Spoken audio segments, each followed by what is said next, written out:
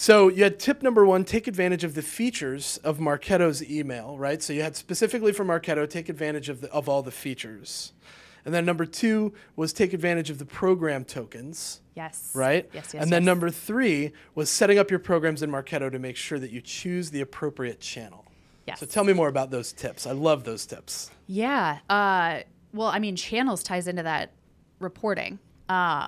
If you are able to mark with your programs what sort of marketing efforts you're doing around that. Is that a trade show? Is that a webinar? Is that just an email and web content? Yes. Does that involve social?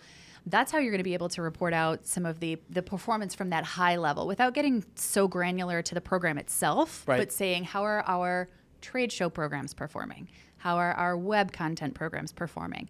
And being able to look at that as a little bit of a bigger bucket. That's going to give you that 30,000-foot view without getting too bogged down in the weeds. Yeah. When it comes to the actual programs itself, tokens is a big thing that I love taking advantage of. It's using the data that you have on people to increase the level of personalization in your communications. Ooh, increase the level of personalization.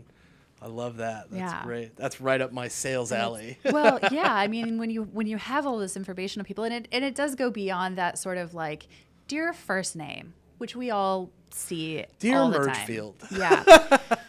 Which goes back to your data hygiene, because when you get things that say, dear so-and-so no longer with company. Right. Dear does not answer the phone. Yeah. Love that. Those are always really Dear great. remarket uninterested. Yeah. That was also, one of those. I had to get on a sales guy of mine at the previous company because he would put things like asterisks and notes in the first name field. Fun. I can't use that. Can't use that in my communications. Yeah, that's great. But other information that you have about people, I mean, even if you're doing a program where you've got a discount code, that can become a token where you can inject that information right in there, give someone a unique code and be able to track that information back.